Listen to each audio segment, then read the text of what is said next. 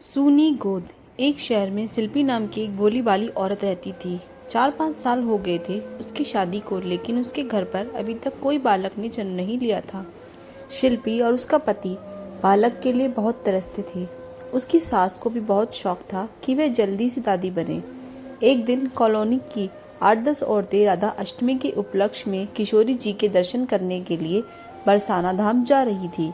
उन्होंने शिल्पी और उसकी सास को भी चलने को कहा, तो शिल्पी की सास बोली कि आप लोग शिल्पी को ले जाओ, दोनों एक साथ घर से नहीं जा सकती।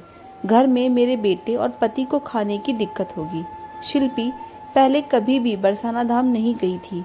वह बड़ी उत्सुक थी बरसाना धाम जाने को। ऊपर से उसकी सास ने शिल्पी को कहा था, बेटी जाओ, किशोरी जी बहुत करुणामयी हैं, शायद वह तेरी गोदी भर दे। बस यही बात शिल्पी के दिमाग में बैठ गई कि अब तो मुझे जाना ही जाना है। उसके पति ने भी उसको जाने की आज्ञा दे दी। हालांकि वह 8-10 दिनों के लिए कभी भी अपने पति से दूर नहीं रही थी, फिर भी वह जाने को तैयार हो गई। रात की गाड़ी से सबको बरसाना धाम जाना था कि उसी दिन शाम को शिल्पी के पैर में चोट लग गई। उससे चला भी नहीं जा रहा था, दर्द भी सहन नहीं हो रहा था।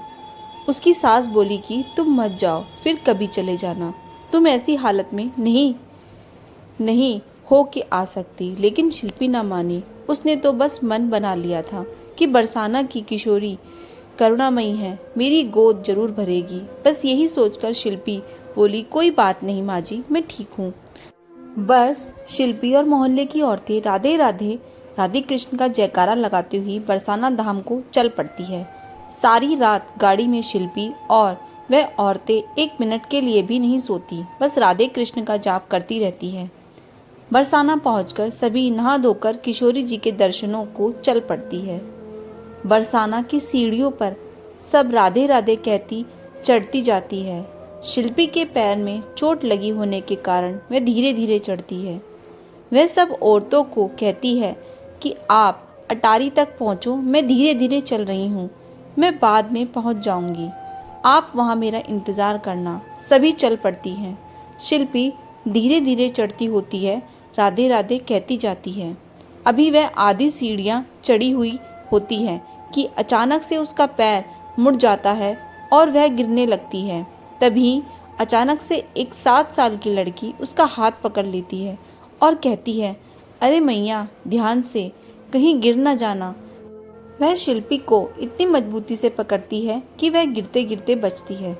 वह एकदम से घबराकर उस लड़की को कहती है, धन्यवाद बेटी, अगर तुम ना होती तो आज तो मैं बस गिर ही जाती।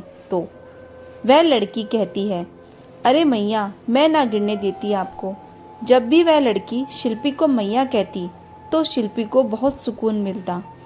मैया शब्द सुनकर उसकी आंखों में आंसू आ गए। वह थोड़ी देर वहीं पर बैठ गई तो वह लड़की बोली, मैया मेरे लिए क्या लाई हो? शिल्पी हैरान होकर कहती कि मैं तेरे लिए क्या लाऊंगी, मैं तो तुझे जानती नहीं, तू कौन है?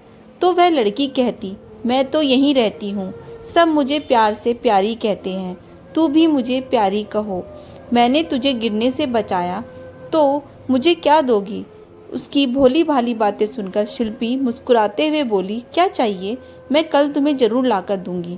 मैं अब 8 दिन यही रहूंगी। राधा अष्टमी में किशोरी जी के दर्शन के बाद ही जाऊंगी। तो प्यारी बोली, मुझे तो चूड़ी, कंगन, मेहंदी, घाघरा, चोली, माथे पर टीका, गले का हार, बिछुए सब पसंद है, आप कुछ भी ले आना। तो शिल्पी बोली, अच्छा अच्छा, सब लाकर दूंगी। प्यारी और उसको प्यार से सहलाती हुई कहती है, अब मैं अटारी पर जाती हूँ। तो प्यारी बोली, चल मैया मैं छोड़ आती हूँ, कहीं तुम फिर ना गिर जाओ। शिल्पी तो प्यारी की प्यारी प्यारी बातों से मंत्रमुग्ध उसका हाथ पकड़ बरसाने की सीढ़ियाँ चढ़ती जा रही थी। अटारी पहुँच किशोरी और ठाकुर जी का दर्शन कर शिल्पी और वो औरतें वापस धर्मशाला आ गई। वहाँ आकर शिल्पी को बस प्यारी की बातें याद आ रही थी। एक दिन वह प्यारी के लिए बाजार से बहुत सुंदर चूड़ियाँ और पायल लेकर गई। वहाँ प्यारी पहले से ही उसका सीढ़ियों पर बैठकर इंतजार कर रही थी। शिल्पी को देखकर बोली, मैया लाई हो मेरे लिए चीज़ें। तो शिल्पी ने उसको चूड़ियाँ और पायल दे दी। प्यारी बोली, मैया यह तो कम है, बाकी चीज़ें कहाँ हैं, और मुंह फुलाकर बैठ गई। तो शिल्पी ने प्यारी को सीने से लगाकर कहा, मैं अभी 8 दिन और यहाँ हूँ, मैं रोज़ कुछ न कुछ लाऊंगी। अगर तुझे एक दिन में सब कुछ दे दूंगी तो फिर तू मुझे मिलने नहीं आएगी। तो प्यारी शरारत से हंसती हुई वहाँ से भाग गई। अब शिल्पी उसके लिए मेहंदी, गले का हार, अपने हाथों से लहंगा चोली, मोटा मोटा गोटा लगाकर और बहुत सारी चीज़ें लाकर देने लगी। अब एक दिन शिल्पी प्यारी को बोली, प्यारी अब तो सारी चीज़ें ला दी, अब इसको पहन कर दिखा दो। तो प्यारी बोली, ठीक है मैया, कल राधा अष्टमी है, कल डालूंगी। आज उसके साथ एक लड़का भी था। शिल्पी बोली, प्यारी यह कौन है? प्यारी बोली, यह मेरा सखा कन्वा है, हम लोग हमेशा साथ ही रहते हैं। शिल्पी बोली, पता नहीं क्यों आज मैंने सोचा कि तेरे लिए तो सारी चीज़ें ले ली, और क्या लूँ तो मुझे यह धोती कुर्ता और मोर पंख वाला मुकुट बहुत पसंद आया, आज मैं यह ले आई, क्या मैं इसको ये चीज़ दे दूँ? तो प्यारी बोली, हाँ हाँ मैया, यह मेरा सखा है। वो लड़का घुंघराले बालों वाला दूर से ही शिल्पी को आकर्षित कर रहा था। उसको अपने पास बुलाकर गोदी में बिठाकर प्यार किया और उसको धोती कुर्ता और मुकुट दे दिया, और वे दोनों वहाँ से चले गए। शिल्पी मंदिर के दर्शन कर वापस आ गई। अगले दिन राधा अष्टमी थी। मंदिर में लाखों की संख्या में लोग आए हुए थे और इसकी सहेलियां धीरे धीरे बरसाने की सीढ़ियां चढ़ रही थी और सारे भक्त राधे राधे बोलते जा रहे थे। अब शिल्पी वहां पहुंची जहां हर रोज प्यारी शिल्पी को मिलती होती थी।